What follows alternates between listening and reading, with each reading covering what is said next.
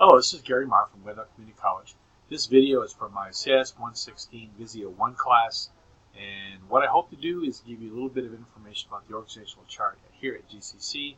So if you're looking for some help in deciding how to lay out the chart, you need a simple organization, we can use mine. It's a very typical college organization in that it has a president. The president has several vice presidents underneath them.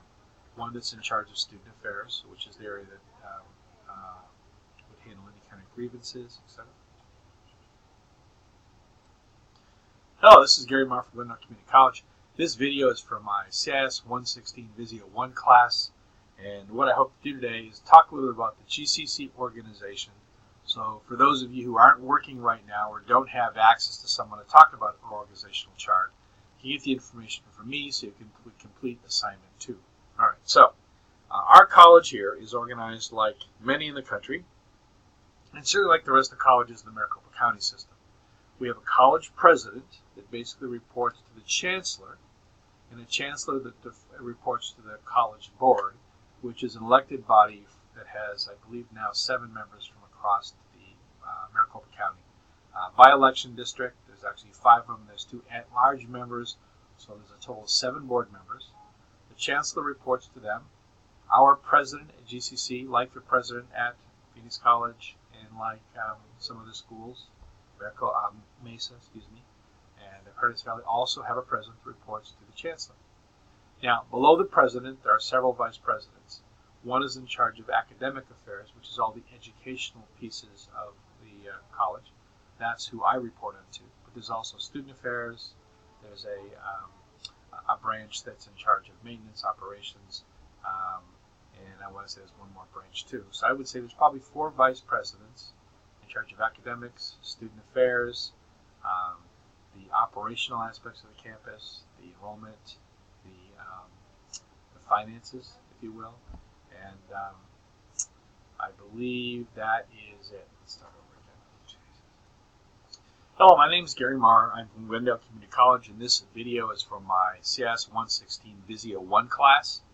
And the reason I've done this video is that for assignment 2 organizational charts, you've been asked to interview someone that you know either in your organization or another organization that might help you understand how that organization is structured in terms of its managers and supervisors. So what I've decided to do is to do the GCC organizational chart, so that if you don't have access to someone, you could always listen to this video. Essentially, I'm the interviewee, and you would be interviewing me for that information. Okay, so like most colleges, we have a college president. Mesa, Paradise Valley, Phoenix, South Mountain, Scottsdale, the rest of these community colleges also have a president. That is the top officer locally at our campus. Now, above that president is a chancellor, and all the presidents report to the chancellor, and the chancellor reports to the governing board. The governing board is made up of 5, now 2 additional floating members, so it's all 7 members, 2 of which are at large, and the 5 which represent voting districts in the Maricopa County area. Below the president, there is actually several vice presidents. We have a vice president of academic affairs, who is largely in charge of all the academic programs. They supervise all of the academic staff. We have a vice president of student affairs, which essentially does everything from the enrollment center to student disputes, student life clubs, etc. We have a vice president of administrative services, which is in charge of everything from the finances to the buildings, the grounds, and that constitutes, at least today, the structure of Glendale Community College. Now, it changes. All organizational charts change over time, which is one of the reasons why you want to capture this information in Visio, because there will be changes as they're hiring or firing, or as there's right-sizing, downsizing, reorganizations to make the organization more effective. This organizational chart will change. Now, if we work down from the vice presidents, the middle managers of this organization are the deans, and there's several deans. There's a dean that's basically in charge of CTE programs or occupational programs, like business. There's also a dean that's in charge of the academic side of the house, which is mostly transfer degrees. there's a dean that's in charge of the CTLE, which is essentially an organization to facilitate teaching and learning both in the classroom and online. And there's a last dean, which has largely been a floater, but their major responsibility is the North Campus. Below the deans, you have department chairs, of which I am one. I report to the occupational dean because my department is considered occupational. It's been that way for some time. But even the departments underneath the deans have shifted to balance load, whether it be workload or number of students, number of programs. Besides me, underneath the occupational dean would be the technology department, nursing, fire science, fire police science, to name a few, nursing.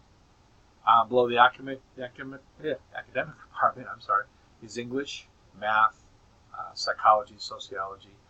Typically the way it works is the occupational departments typically confer degrees which would be used to find a job with, whereas the academic areas are typically going to give you classes or degree which would transfer. Okay? Now, below the department chairs, there's going to be secretaries, one or two, which support basically the department and the department chair, but their reporting structure is such that they report directly to the department chair. Below the department chair is also faculty and adjunct faculty.